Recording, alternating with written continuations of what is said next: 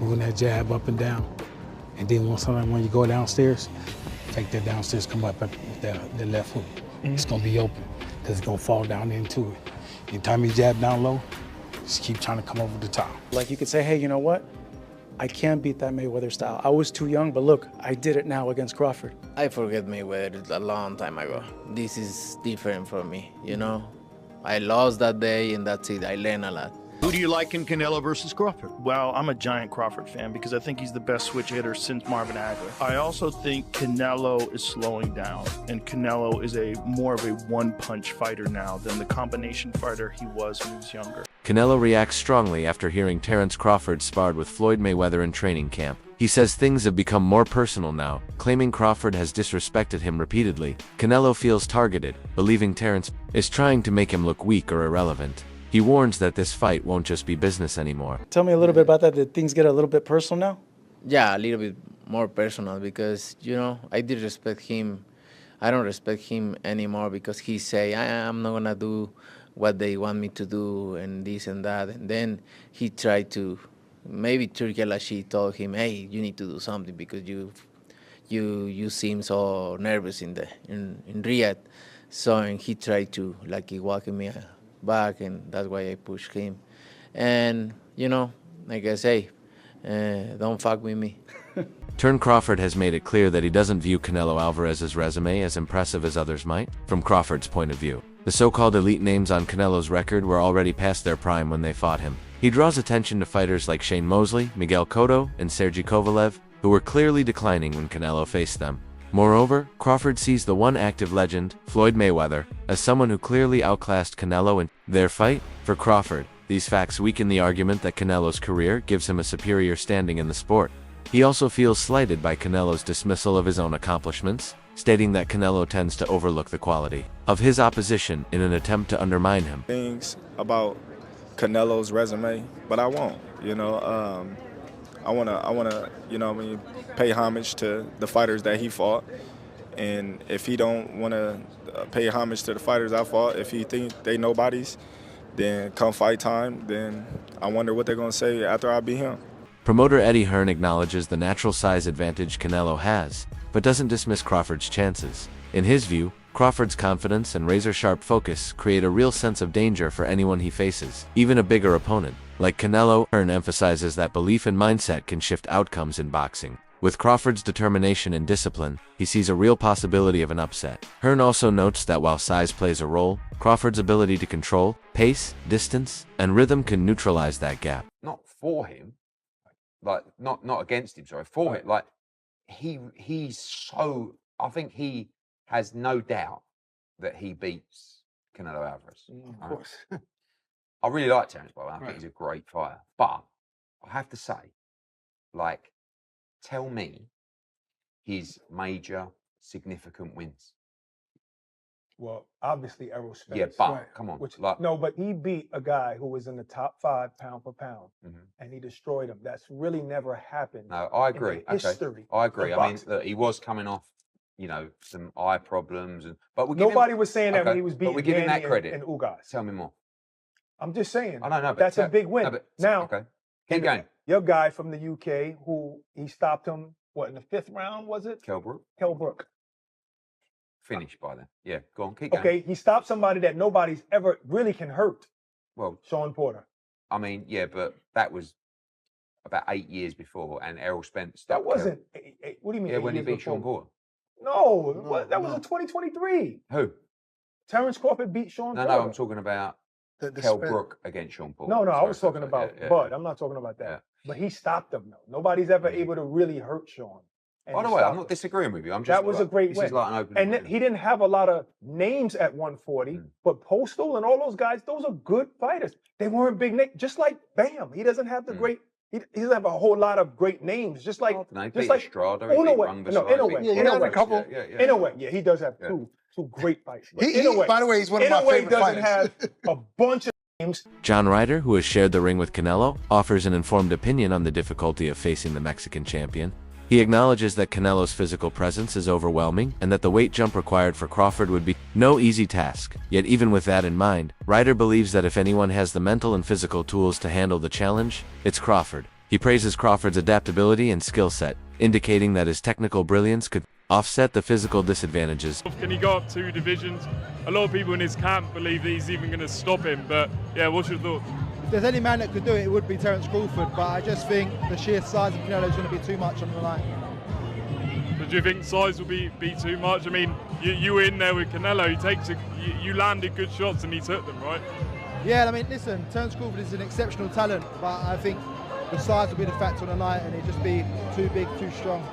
Terence Crawford has been methodical in planning his strategy. He outlines 2 approaches to overcoming Canelo. The first is to pressure him, disrupt his rhythm, and overwhelm him with volume. The second is to take a more calculated route, mimicking Mayweather's blueprint of slick defense, counters, and footwork. Crawford admits that he won't have the size that Mayweather enjoyed during his prime days, but he feels confident in his own speed and timing. He sees himself as a hybrid, capable of adjusting to any style and mixing aggression with tactical brilliance. That versatility might be his key to solving the Canelo puzzle. It's 2 things that you can do with somebody bigger and stronger.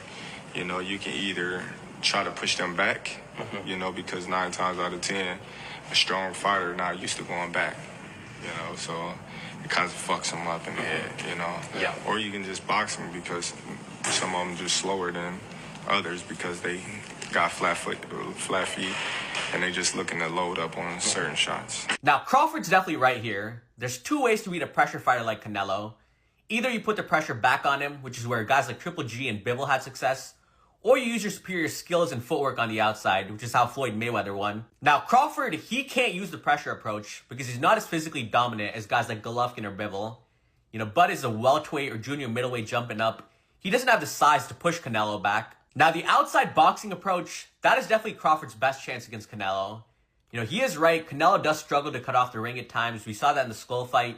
And he does load up on single shots now. But at the same time, Crawford is not the same pure boxer that Floyd Mayweather was. You know, Mayweather rarely got hit in that shell.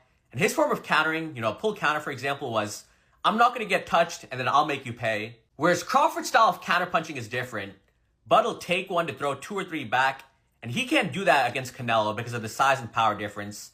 If Bud takes a clean right hand to throw back an uppercut or a hook, he's either going to get dropped or he's going to end up on his bike like Jermell Charlo. So while I do agree Crawford does have the superior skill set in this fight, but because he doesn't have the size to push Canelo back or the defense of someone like Mayweather to stay perfect for 12 rounds on the outside, I do think Canelo's size and power will make the difference in this fight. And that's why I like Canelo to win.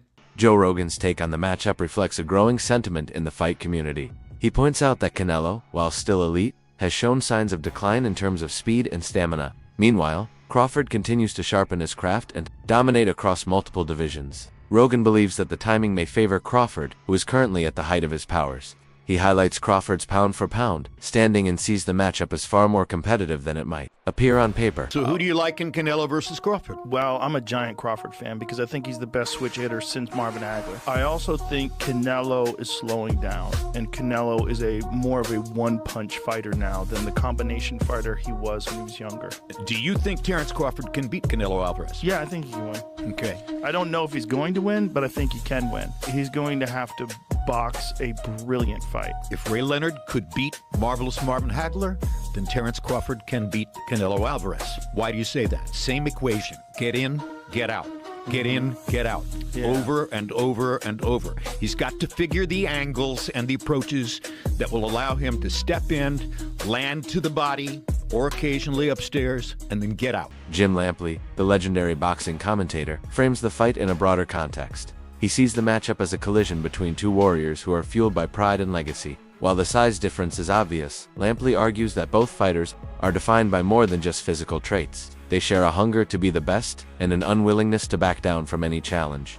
Crawford is going to fight Canelo because even if I have some doubts and misgivings about the size matchup, it is 2 action fighters who like to fight aggressively at times, not all the times, going against each other, and we'll see who can open the other person's tuna can, so to speak. Max Kellerman doesn't hesitate to crown Terence Crawford as the current king of boxing's pound-for-pound list.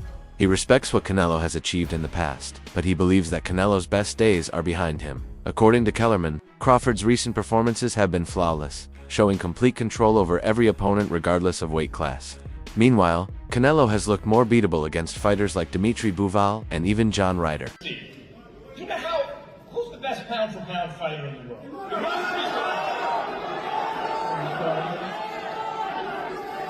Bud Crawford. Apologies to the monster and Usyk. Bud Crawford has my vote for best pound-for-pound. Who was the best pound-for-pound before Bud? Canelo Alvarez, universally recognized that way. But it's not just these two guys, the last two best pound-for-pound fighters in the world. Teddy Atlas offers a nuanced perspective. He respects Canelo's skills, calling him a complete and well-trained fighter. But when it comes to Terence Crawford, Atlas uses a different tone. He describes Crawford as special, a term he reserves only for fighters with extraordinary instincts and intelligence in the ring. Atlas points to Crawford's ability to make mid-fight adjustments, his calm under pressure, and his ruthless finishing ability. He suggests that while Canelo is great, Crawford might be in a tier reserved for the rarest talents in the sport. He's a little overrated. Terence Crawford versus Canelo Alvarez at 168 pounds. Canelo's really good. Really good. But I think Crawford is special. I know he hasn't fought the resume everyone wants, but you have that or you don't have that ingredient. I think he has it. Canelo's really good. He's tremendous. But could he be a tiny bit overrated? The greatness is within Crawford. It's in his desire. It's in his mind. It's in his makeup, where he came from. I know he's moving up in weight class. Can he carry it? But those intangibles, I believe that he has them. Daniel Jacobs, having fought Canelo and observed Crawford up close, provides valuable insight. He says that both fighters are fast, but the kind of speed Crawford has is different. It's more explosive and unpredictable. Jacobs also notes that Crawford's ability to switch stances and throw from odd angles gives him an edge that even Canelo might not be able to anticipate. After weighing the attributes of both fighters, Jacobs admits that if he had to pick a winner, he would lean to Crawford due to his timing, sharpness, and ring IQ. In sparring, but I had at least over 15 years of knowing him, amateur, professional. I've seen where he started. I've seen how he's gotten better over time, but I also just know what resides in him. He's a dog, he's a beast, and he's out to prove something too. So I'm excited about this fight. Canelo obviously is self-explanatory. There's really no need to go down the rabbit hole when it comes to him. But I do see this being as a 50-50 fight. But if I was a betting man, I would bet on Crawford. But also, too, you can't count Canelo out. I mean, would go in, I'm assuming, as the favorite, which is rightfully so. A lot of people say that version that you fought was probably the best, Canelo Alvarez. And since then, obviously, naturally, he's slightly declined. Yeah. Do you see this decline that people talk about? Well, I can see in increments because Canelo, which I've always said is an amazing, legendary fighter, but he fights in spurts. So sometimes it takes for the opponent to actually initialize him giving the best. When he was faced with me, the opposition that I had and what I was giving him, it was just a lot, whether it was boxing, whether it was coming forward, but most importantly, it was the punches and bunches. And so he was forced to either stand there, wait for the right time, or be combative and go back at it. So I think that's what Crawford may have to do, push the pressure, make Canelo fight, or maybe just play it safe, win on points. Brian Bomack McIntyre, Crawford's longtime trainer, expresses full confidence in his fighter. He believes that time is on their side. The more they prepare, the better Crawford becomes, not just physically, but mentally and emotionally. Explains that every aspect of training has been tailored with Canelo in mind, from nutrition and conditioning to film study and strategy. A different approach in terms of crafting a plan and going into camp? No, not really. We know the type of fighter Canelo is. So, as a fighter, you mentally prepare for things like that. And then as a trainer, just making sure he's sharp. His mental game is sharp. His physical game is sharp. Strength-wise, nutrition is everything. Got to, like I said, hitting on all cylinders. So by the time you step in that ring, it's easy picking. Jiren Ennis, a rising star himself, takes a more cautious stance. He doesn't doubt Crawford's skill, but he's realistic about the physical challenge ahead, and highlights that if Crawford can't make Canelo respect his power, the fight could turn in Canelo's favor. He emphasizes that skill matters, but at some point damage needs to be done. and that might be harder for a naturally smaller fighter. But I think you gotta lean more towards Canelo because, like I said before, he been putting big guys out and down. And Canelo not even really a 68 pounder. He probably really should be at 60 maybe. And he been hurting these guys. I think he be dropping these guys and things like that. So, and them guys be way bigger than him come fight night. I know that for sure. They be probably close to 200 pounds, and he dropping those guys like that. So, I don't know. It's gonna be a great fight. The fans want to see it. So, so be it. I think Crawford should take a warm up fight. At like 60 or like at least at 60, just to get his body, the feeling of somebody a little bit bigger, and things like that. I know when you go up a weight, you gotta, develop that power and not develop the power, but like put that muscle on and be heavier and things like that. So he might not want to take a fight because he's trying to build up right now. But I think he should just to stay sharp and that way he don't have like a long layoff or anything like that. Alexander Usyk, known for defying weight class expectations himself, sees this as a fair matchup. He acknowledges the difficulty for Crawford, but also affirms his status as the best pound-for-pound boxer today. Roy Jones Jr. says this fight hinges entirely on Crawford's mindset. If Crawford enters the ring with full sharpness and the right plan, Roy believes he can outmaneuver Canelo, but he also notes that if Crawford is off even slightly, the experience and power of Canelo could tilt the fight. It all depends on execution under pressure. You're here for Pro Boxing Fans, joined by, does he need any introduction, Hall of Fame legend Roy Jones Jr. here in the UK. There's a few questions about the US guys. Obviously, Tank and Lamont Roach, we saw the first fight. Lamont Roach shot the world. What do you think happens in a rematch if they fight? I think he shocks the world again, but the only thing different this time is Tank will come with a different attitude, different personality, different motivation, and I think Roach will do good again, but I think Tank will be more dominant this time. And obviously we know if Canelo wins against William Skull, he will fight Terence Crawford in September. Who would you favour in that fight? It's a hard one to call, and I'm going to tell you why it's a hard one to call. It's a hard one to call because it'll all be predicated upon how Canelo approaches the fight. If Canelo approaches the fight like he's the man and he can box and outbox Terence Crawford, he'll get beat. If he comes out and shows that he really wants to go out and prove whether he's still the best, he might win. So it all depends on which Canelo come to the dance. Brian Norman brings up the narrative side of this fight. He states that if Canelo beats Crawford, critics may not give him full credit due to the size mismatch. On the other hand, if Crawford wins, it becomes a monumental achievement. The clash between Crawford and Canelo is about more than belts. It's about legacy. This fight is likely to define the careers of both men. The winner won't just walk away with a victory. He'll be remembered as the superior fighter of his era. Deal with Canelo's experience over time, right? Even though Terence is the older fighter, he has, I think, 20 less fights than Canelo does, or maybe more. I think more than 20. And also, competition level. This will be the most skilled, most experienced, biggest, strongest fighter that Terence Crawford's ever faced, without a question. I love you both, but you still did not answer the question. How do you see this fight ending? I told you. Don't say with your hands. I'm knockout. I'm going knock him out the ring. Listen. Shaq's trying to get that one-liner. He's trying to get that go-viral moment from Bud, but he's just not that guy, right? And I think what he's about to say is, like, he's not going to go in there and be like, I'm going to knock him out, I'm going to do it in the first round. And plus, I wouldn't want to hear that, right? As much as that sounds nice as a soundbite, I wouldn't want to hear that because I don't think he believes that. And I don't believe that. I want to hear what Bud actually believes, which is, that he'll win, but not like this mystic Mac, let me predict the round, here's why, unless he truly believes that, and I don't think Bud does. I think he believes he'll get it done by any means necessary, whether that's, let's say, he was able to knock Canelo out or he gets it done by decision. Doesn't really matter because a fight is a fight at the end of the day, and all he needs to do is win. Always in my mind doesn't exist a loss.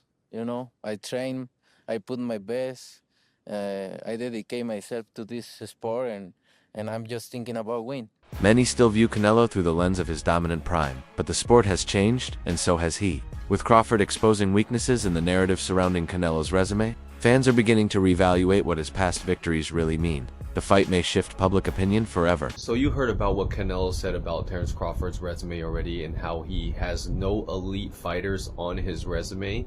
And say what you want about that, agree to disagree or whatever. What do you guys think of Crawford saying this about Canelo? Canelo fought great champions, but most were past their prime. But when they weren't, you saw what happened. Lara, Mayweather, and Bivol. Obviously, Mayweather was past his prime already, I'd say. But he's right. I rewatched the Lara fight, and you know, that Cuban style is just tricky to deal with. And you know, a lot of people would say that Lara won that fight, and then Bivol, it was, I mean, I don't need to convince you about that. That fight was a clear-cut victory for Bivol, and it just showed that Canelo isn't this unbeatable person. You know, with the right set of skills, you can beat him. And I don't know, what do you guys think? Has Terence Crawford fought any elite boxers? You could say, you know, Errol Spence, but then, you know, after the whole horrible accident that he had. So who knows, right? That's it for today's video. Stay tuned. Until next time.